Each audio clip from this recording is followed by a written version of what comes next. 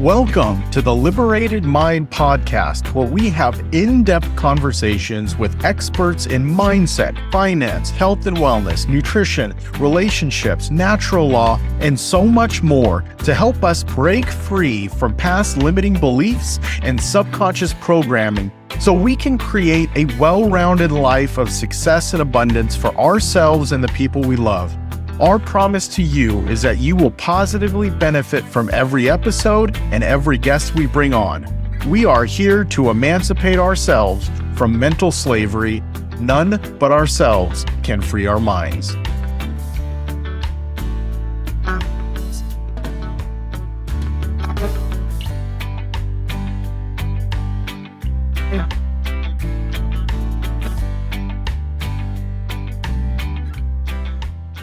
Welcome to the Liberated Mind podcast. I'm Michael Pickens, and today we have Dr. Jenny Marchuk joining us. Dr. Marchuk has been assisting patients overcoming disease and living healthier, happier lives for over 16 years.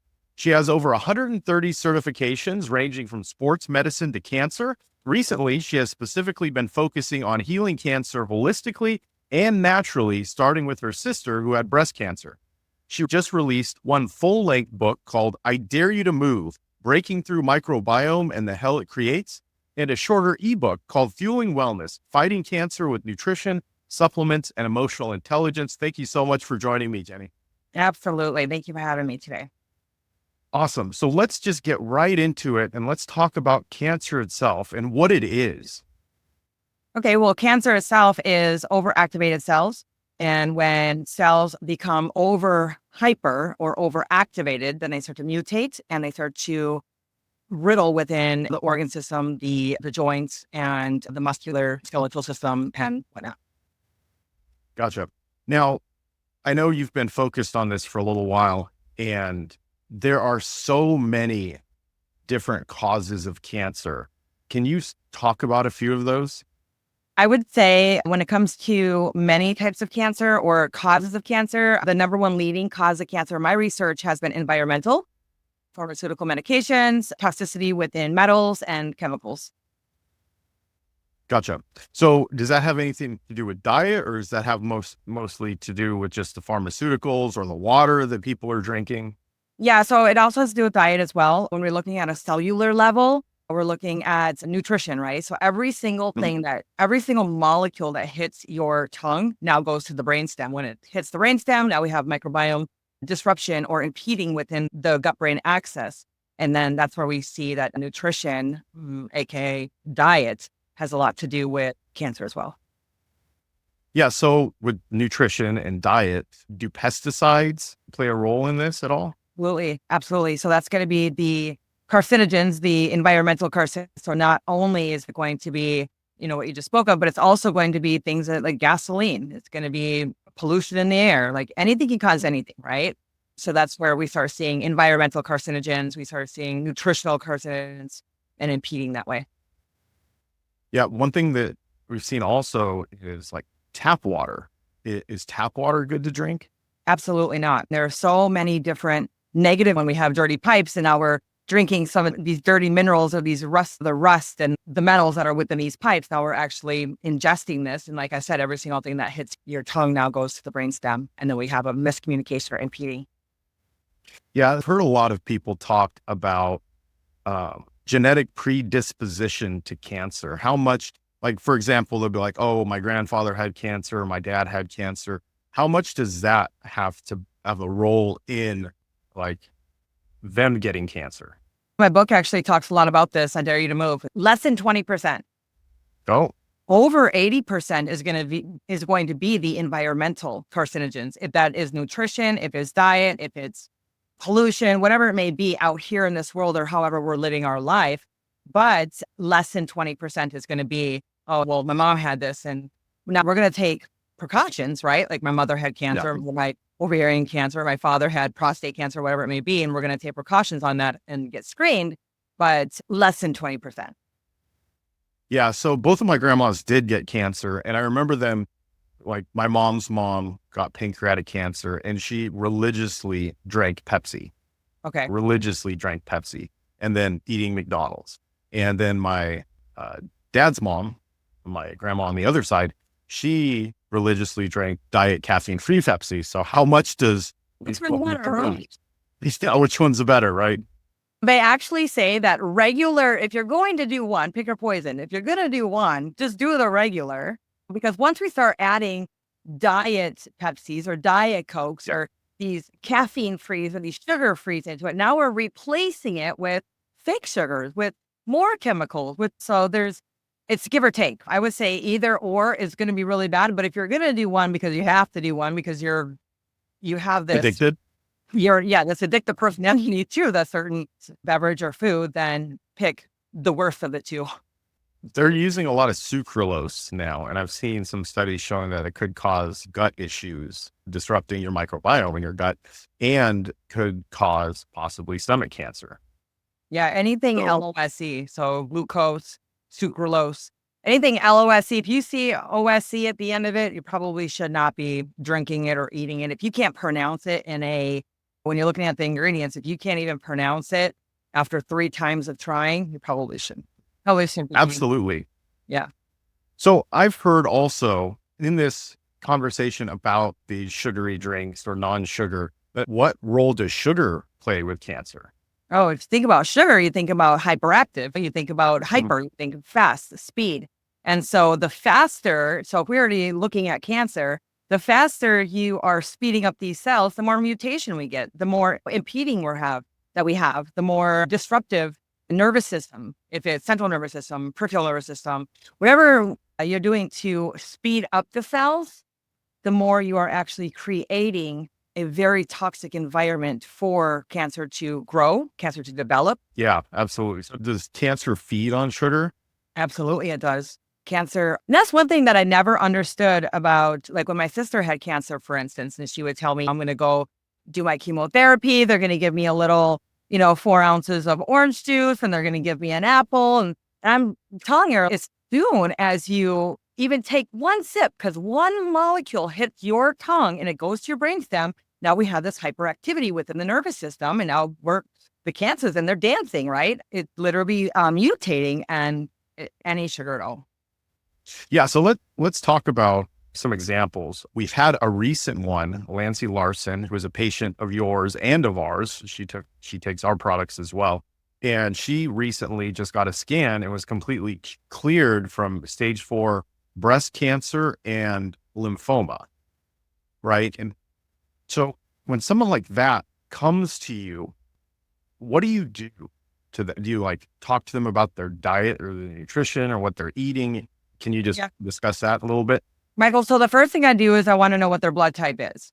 Once their blood type is that, we're going to now go on a cellular level, right? So if we're speeding up the cells or slowing down the cells, or we are helping the new cells, when your cells split, which is 90 to 120 days, we want those new cells to be free and clear of cancer. We want those new cells to be nice and healthy, less toxins, less chemicals, less sugar within the cell. And so when a patient comes to me with cancer, I want to know what their blood type is. And then I'm going to narrow down what exactly should their diet look like. Should it be more of an animal protein diet? Should it be more of a plant protein diet? Should it be less lectin? It just really depends on the blood type. However, when we're looking at lymphoma and the lymphatic system, such as Lancy, we're also looking at skin. So we want to awaken the derma. So I had her specifically do dry brushing and to awaken her very first layer of derma. That way her lymphatic system actually wakes up and allows toxins to be flushed through her lymphatic system, because the lymphatic system doesn't just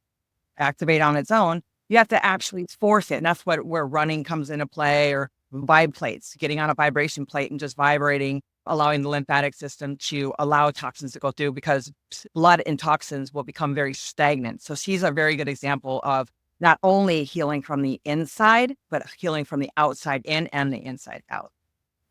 Gotcha. So you brought up eating for your blood type, which I thought was very interesting when we first got in contact a few years ago, because you have all these people hawking their diets, right? You've got keto and Mediterranean and pescatarian and carnivore and vegan. And everyone says that theirs is the best, but your approach where you actually test people for their blood type and it shows which diet is best for them. I thought that was super interesting.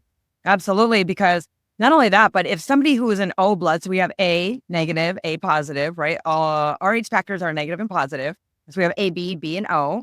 And if an O blood, for instance, is eating like an A blood and doesn't even know, so an O blood is going to be more of an animal protein diet, that carnivore diet, where an A blood is more of a vegetarian, pescatarian, and Mediterranean, right? Higher fatty. And so if an O blood is eating like an A blood, but doesn't even know a lot of people don't know what they're doing when it comes to nutrition on a cellular level, I should say. Let me back that up. But you're actually starving the cells or you're feeding the cells nutrition that you think is good, but it's actually very harmful. And now we have mutations and diseases. So first comes the symptoms, then comes the disease, and then comes the cancer. Yep. Yeah. So can cancer be reversed with nutrition?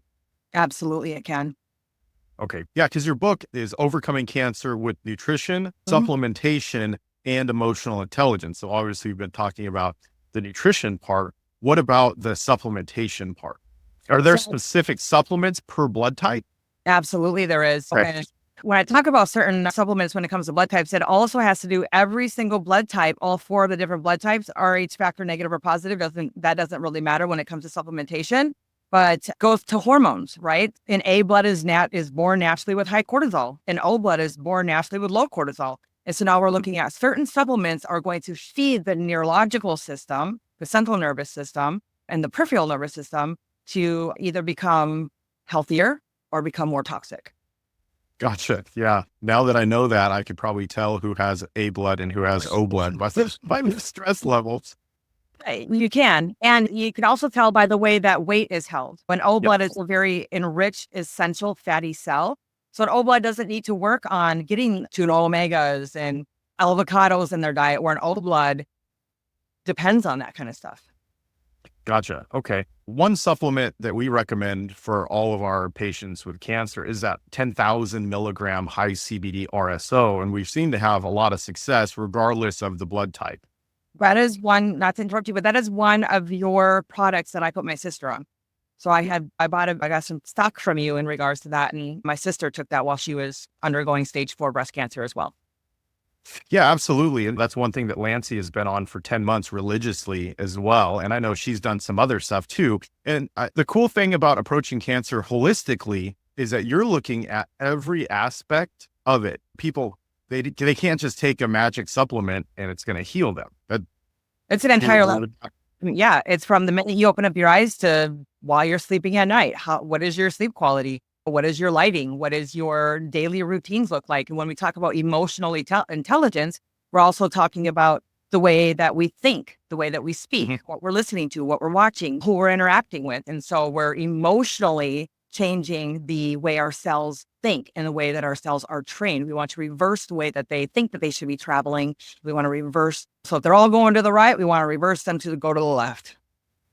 Yeah. Talking about emotional intelligence, we've had some patients that seemed like they did not want to live. They were very negative and their cancer spread quickly.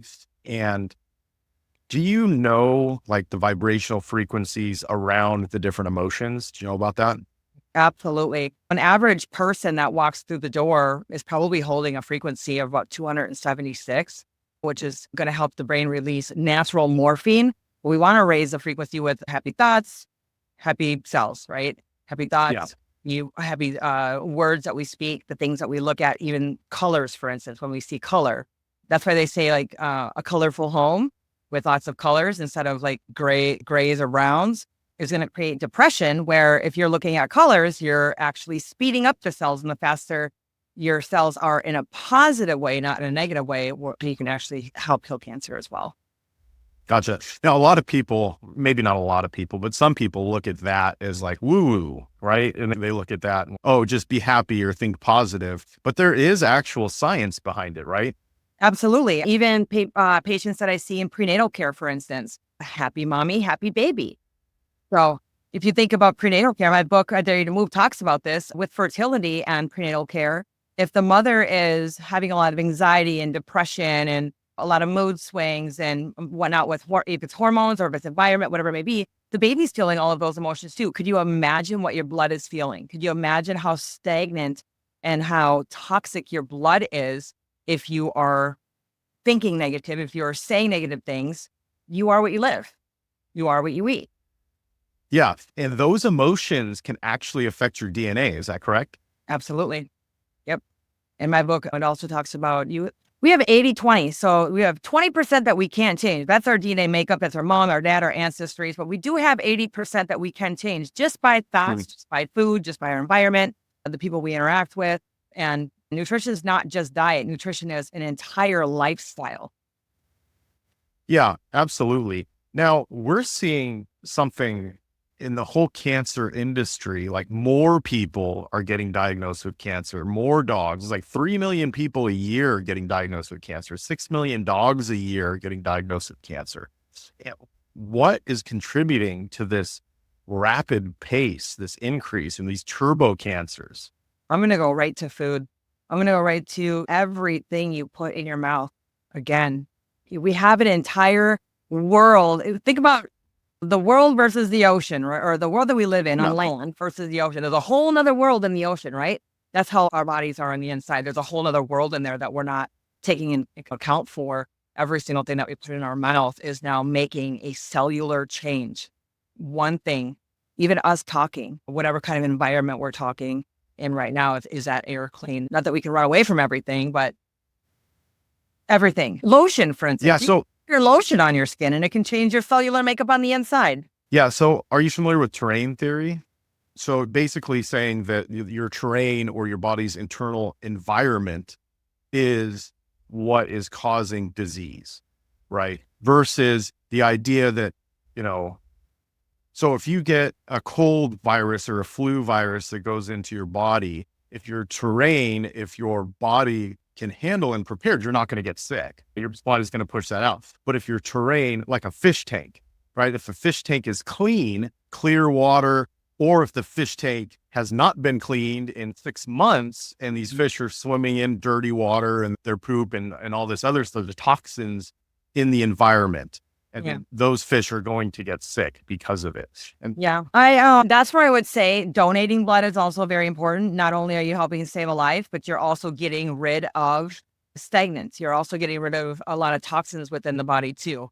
And again, we can't run away from everything. However, we can try to make our cells and our inner environment as healthy as we possibly can by being very mindful and consciousness of our lifestyles and nutrition and wellness and health.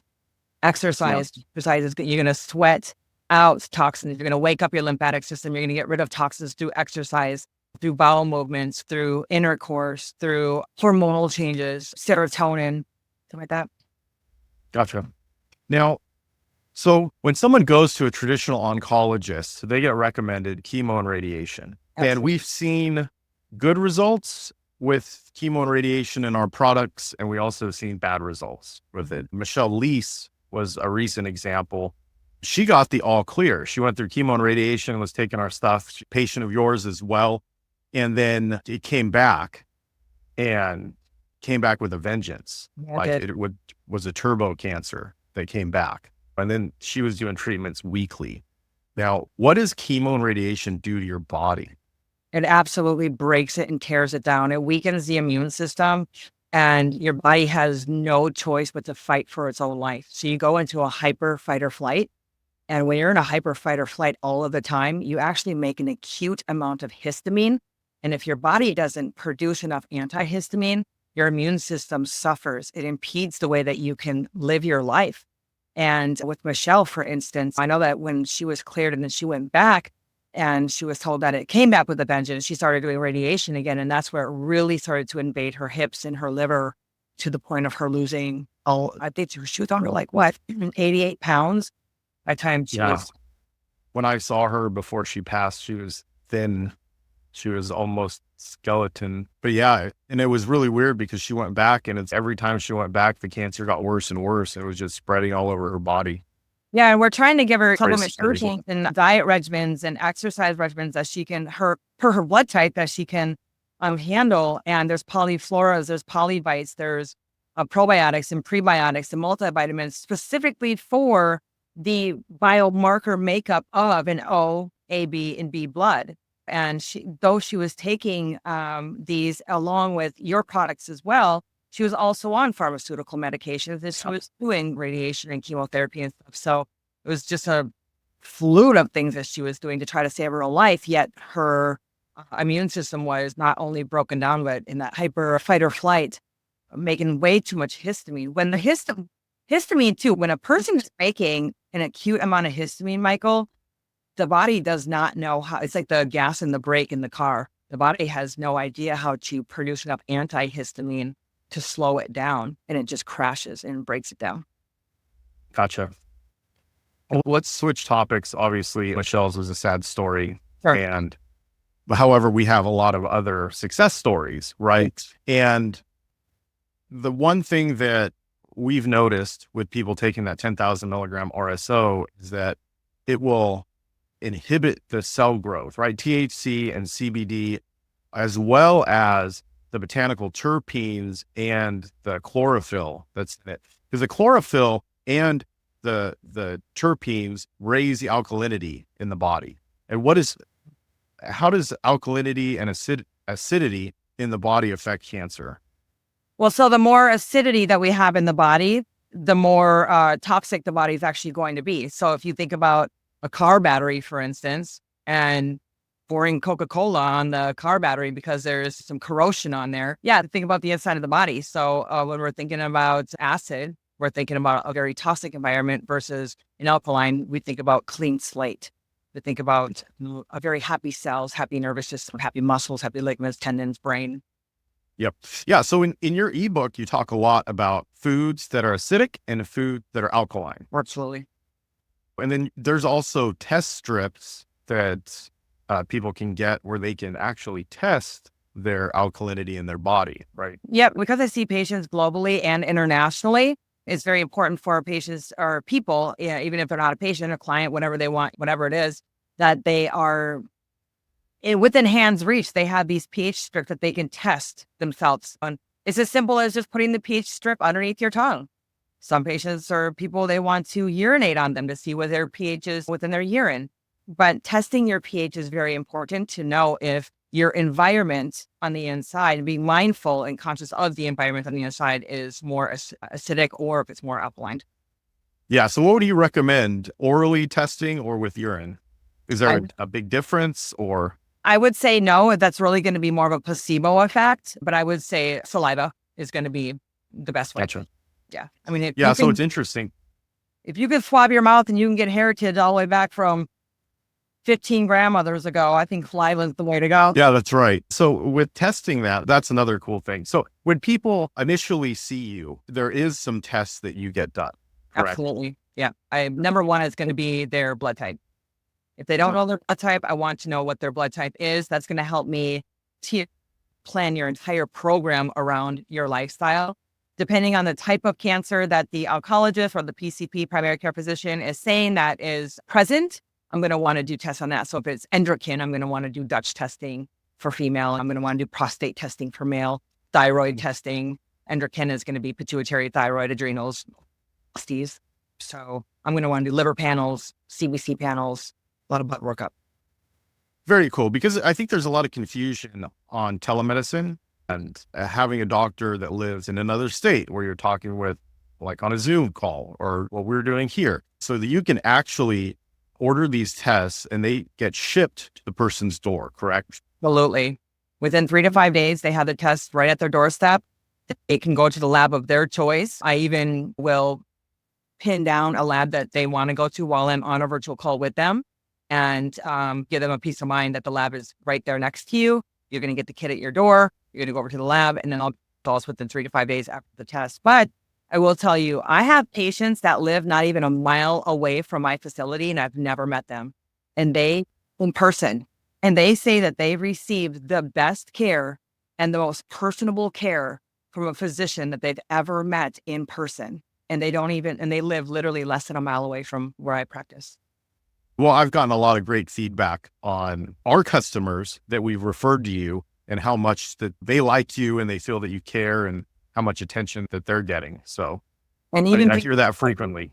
Yeah. And even patients that you've sent to me, referrals from them. I have a patient that lives out there on Long Beach, and she is now going on almost a year of being a patient of mine, and I'm her primary care physician, and I see her in nutrition and in wellness. And I just spoke with her yesterday, and she's lost over 20 pounds in the past 6 months of her life, and she's living a very healthy, happy life.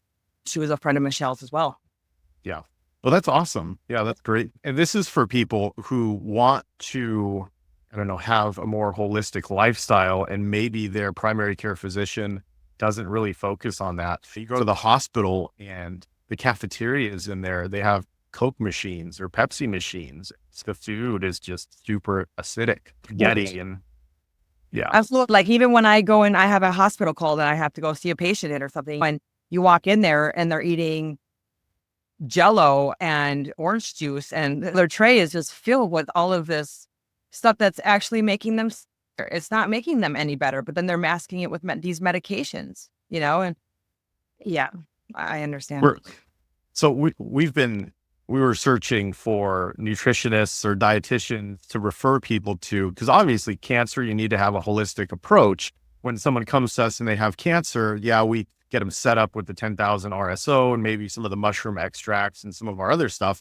However, diet and lifestyle and nutrition is big. And some of these people that I was interviewing about what they would recommend, they're going off the food pyramid. Oh, well, you still need to eat 7 to 9 carbs a day, and it's scary. Well, it's like wheat. So if you think about, I was told I was supposed to eat wheat bread over white bread. Well, wheat bread is just dyed white bread. I'm supposed to eat brown rice over white rice. Well, you're just eating plastic. Yeah, I completely agree with you. But nutrition is the foundation of a healthy or a very toxic lifestyle. Yeah, well, this is the thing. I've got friends who go and travel to Europe, and it's like they can eat the bread over there, but they can't eat the bread over here. And they're calling it celiacs here, but it might just be pesticides that are in the wheat. Absolutely. Or if it's even wheat. Yeah. Well, all the other chemicals and everything else that you can't pronounce in the loaf. We're now making printed meat. Come on. That is scary. That is scary. Yeah. Meat that looks like it's pre-shredded before it even hits, and it's supposed to be a breast. Yeah. And that's another thing, right? They have all these quote unquote healthy foods, right? These vegan foods. You can get vegan meat, but is it really healthy? No, absolutely not. But again, I create hyper cells. You're going to create impeding. You're going to create inflammation. Inflammation, there we go with more cancer, right? So the more inflamed we are, the more the cancer is going to feed off of the inflammation. Yeah. Where if you're an O blood, you need animal protein, but you need kosher meats or grass-fed and not pesticide-fed grass, natural grass. Oh, there's so much that they get away with that they claim is food, but it's not really food. And same with eating it. Alcohol as well. Some physicians will say, oh, well, 1 glass of wine a day is great. No, it's not. As soon as it hits your tongue and it goes to your brainstem, now we have the microbiome impeding again. We have a miscommunication within the brain and the gut bacteria, the gut flora, and that's going to feed off of 1 glass of wine is going to hyper create these cancer cells to start dancing around and start invading other organs, for instance. Gotcha. Can you explain that a little more? On alcohol? Yeah. Yeah. So alcohol is not only a downer, but it's also an upper for cancer. Okay. And because there's alcohol sugar. Your body sees alcohol sugar as more of a poison than sugar itself. And so when you're drinking alcohol, your body's going to try to fight off the alcohol sugar before before like eating a piece of cake, for instance. And now you're going to store the sugar from the cake and the fat from the cake. And then the cancer is going to feast on that later, but your body is going to have to fight even harder to break down the alcohol sugar, immune system even more. Gotcha. So would someone have to just quit sugar altogether? Let's say they don't have cancer, right? But they want to make sure, they want to be more preventative. Would it still be okay to have some cake at someone's birthday, or maybe once a week or once a month? Like, what's your opinion on that? I agree, because you can't run away from everything. You have to enjoy your life. When you're sitting there at a birthday party, you're the only one saying, oh no, I'll eat the carrot. And you don't puff. I'm going to go over here and eat some grass. That can be, that's where emotional intelligence comes into play, because you want to be smart about what you're eating, but then you also have to remember everything that goes into your mouth is now going to have that 90 to 120 day cellular turnover. Everything that you eat or drink is going to sit in your cells for 90 to 120 days before your cells can split and be healthy again. And we don't know where we are with our cellular split. That is one test I have not been able to narrow down, is how to determine where we are with our cellular split. I'm going to PhD on that one. So are you saying that some people, their cells split faster, or younger people versus older people? I would say younger is a split faster, but we say 90 to 120 days because you could be younger and that could be the 90 day. You could be older and that could be the 120 day. So we give it a broad range of anywhere between 90 to 120 days. So whenever I see a patient, I automatically put them on a 3-month regimen because I want to see and I want to hear that come 2.5, 3 months, now we're starting to really feel the effects of what we're doing. You're not going to feel better right away. You may feel better right away neurologically or emotionally because you're doing now these right things that you should be doing in line. But really, when it comes to my habits are changing, I'm starting to feel less symptoms. My diseases are starting to go away. My blood tests are starting to look better. My bowel movements look better. That's going to be that 90 to 120 days. And sometimes it could be double that, depending on how severe the diseases or cancers are. But we give a broad range of 90 to 120 days. Gotcha. So someone can drastically change their life or improve their life and their health within a relatively short amount of time, 3 to 6 months. Absolutely. Yeah. That's encouraging. Yeah, absolutely. But they do have to make drastic shifts. If they're used to eating ice cream every day after dinner, they're going to have to make drastic shifts, and especially what they're eating for dinner and for breakfast. And I walk by them every single step of the way. If I have to see a patient once a week or twice a week to help coach them and get them through, there's some patients I have to see 3 times a week just to get them through the next day. Let's get up and let's learn what it's like to feel good in a shower again. Let's soak in a bath again. Let's brush our skin. Let's go on a walk. And I check up on my patients at no cost. I check up on them and I make sure, how was your sleep last night? And just guide them through. I write a lot of literature when it comes to meditation, happy thoughts, happy cells, happy body, happy environment. What did it feel like when you went in and you made yourself a nice cup of tea when they're used to doing those kind of things? They're used to getting up and cracking Coca-Cola on the couch at 9 o'clock in the morning, drinking Coke. So about the emotional intelligence side. So if you read positive things or you listen to motivational speakers, like you've done some motivational speaking, correct? Absolutely. Absolutely. And the more that you do positive affirmations, the more that you speak to yourself in a positive manner, the more that you're going to be positive for other people and you're going to lift other people up, which also in return makes you feel really good.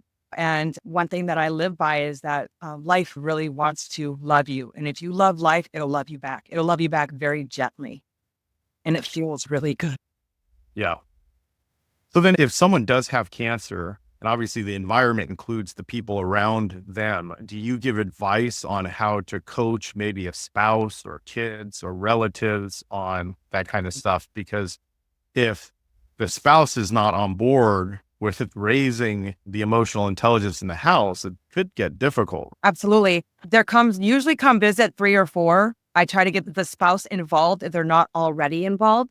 I will never, ever, if it's a spouse, a son, a brother, an uncle, a friend, never say no to a support team, to a person. But when it comes to somebody impeding their healing, that is when we're going to talk about, okay, we need to start thinking about what's going on in your environment and who you're allowing, because the toxicity is getting worse and it's not going to help your situation at all. But we want to get spouses and we want a really healthy team around you, not only of doctors, practitioners, coaches, and therapists and stuff like that, and people like yourself who own companies that help people out dramatically, but also families and friends and stuff like that. I've also seen some studies in regards to what people watch on like TV or movies. And if people watch comedies and they're laughing and they're happy, the healing process is sped up, right? Absolutely it is. And then if they're watching horror or... Yeah, we also, when I'm UNS in Clearwater, Florida, the second university I went to, we actually did testing on this where the blood actually became more stagnant and more lethargic and toxic when people were watching things like you're saying, like horror movies and listening to heavy metal music and just really a lot of negativity. not practicing their faith or whatever, maybe in a negative, where if people are laughing and doing happy things or being outside, it's speeding up your electron, ATP, your cellular energy, then we see people healing a lot faster as well. Yeah, that's good. That reminds me of Dr. Emoto. I believe that's his name, and the water experiments. Yeah. Right. Are you familiar with that? Yeah. And I was talking to a patient yesterday, Michael, that she's been having some night terrors. She doesn't have cancer, but she's having night terrors. And we were talking about her environment and what does she do on a daily basis? Just break down your day for me. And she said that she's on social media a lot looking at videos of bad things. I'm not going to say Car accidents or bad they're out there. Because your eyes are connected to your brain. Your brain is part of your central nervous system. And now we have the central nervous system, which is going to be the gut brain axis as well. And so now we're confusing or excuse my language, pissing off the microbiome in your stomach.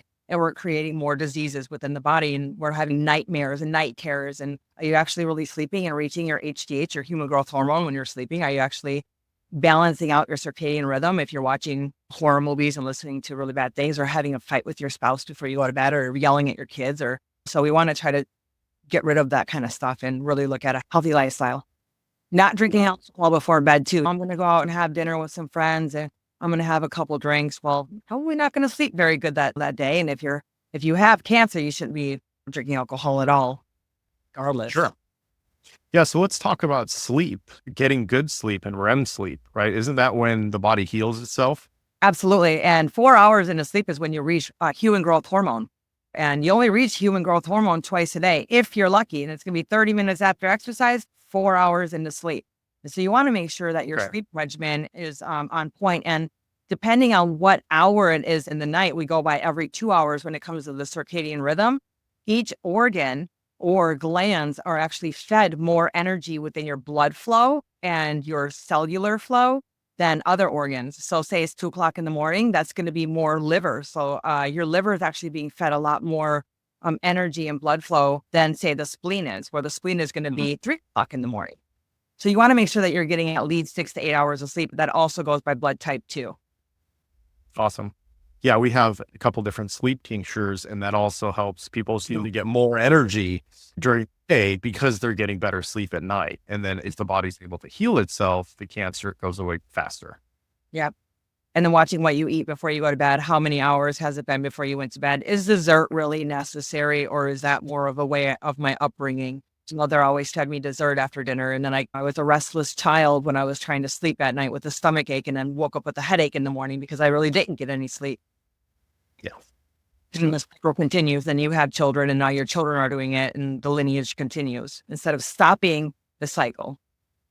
Yeah, so that's another thing with genealogy, and we discussed this. Are you getting cancer because your dad had cancer, or are you eating similar things to what your dad ate? Yeah. Similar things to what your dad drank. And then is that causing the cancer? Yeah, my book, I Dare You to Move, talks all about that. And it talks about that lineage, like you're talking about. Well, my mom and dad did it, so this is all I know. So I'm going to do it. And now my kids are doing it, and then they're passing it on. And was it my mom's fault that I actually got the cancer, or was it that I developed my own environment per what my childhood was like? Great points. So if someone wanted to get a hold of you, schedule an appointment, what does that look like? They can go to my website. There is a scheduling link on there where they can schedule an appointment. They can call my clinic. Call center will schedule appointments, but I hold 30-minute consultations. And in that 30 minutes, I really get a lot of the history and the subjective or the objective, I should say, of what do you want to know? Let's see if we're a good fit for one another. I can tell you what I can do to try to help you. If I can't help you, I will steer you in the right direction to my best capability. Definitely not the kind of physician that's going to try to hog every single person that walks through my door or calls my clinic. If I can't help you, I will definitely. And I have a team of people that if I can't help somebody and I know that you can, for instance, Michael, like I would, reach out to you, vice versa. But yeah, they can go to my website, call, text me, fax me. What is your website address? It is www.healthandwellnessoftexas.com. Awesome. And then another thing too, for those initial consultations, is there a cost? There is. It's $49 for 30 minutes. It's fairly inexpensive. Yeah, that is. That's good. I guarantee you 100%, and I can say hands down, it is the best $49 that you'll ever spend. Because even if you do not become a patient of mine, you will learn 1 to 10 things to walk away from for the rest of your life. And that's the cool thing about what you do is that the people who go through your programs, they are getting educated and their life is completely improved because of it. And you're going to take that knowledge with you wherever you go. Yeah, so not only am I going to prescribe naturopathic medications that are specifically for your blood type or specifically for your blood type and for the cancer that you have and put you on a really good regimen, I also make weekly meal plans, weekly menus, food lists, grocery lists for the patients. I give them tons of literature that I have written all about their biomarker makeup, if it's A, B, B, or O blood. That way they know what kind of exercise should I be doing? When should I be exercising? How much should I be eating per what my bio makeup is? If Mhm. you're an A and you're walking around like an O, we're probably not going to feel very good, but we can reverse it within a 90 to 120 days. Awesome. So if you're watching this and you have cancer, you know, someone with cancer, or if you want to just take the proper precautions, which is something that we encourage people to do, please get a hold of Dr. Jenny Marchuk. And again, your website. www.healthandwellnessoftexas.com. Well, awesome. Jenny, thank you so much for joining us. Really appreciate your time. I know how busy you are, and it was super informative. And I'm sure people watching will get a ton of information from this. So thank you. I hope so. Thank you, Michael. Thank you so much for watching or listening to this episode. To download a free copy of Dr. Jenny Marchuk's ebook, Fueling Wellness, Fighting Cancer with Nutrition, Supplements, and Emotional Intelligence, please visit fuelingwellness.health. And if you or someone you love is currently working to overcome cancer, please reach out to Dr. Marchuk. You'll be happy that you did.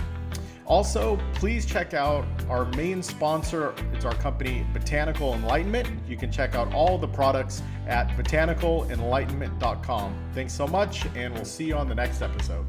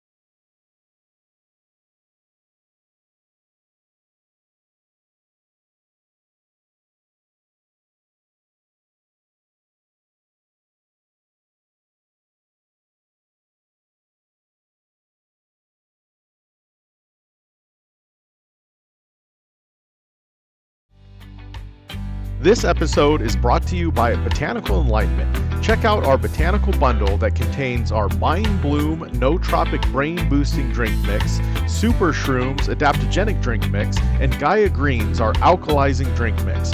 Visit botanicalbundle.com to learn more. Or check out all of our products at botanicalenlightenment.com.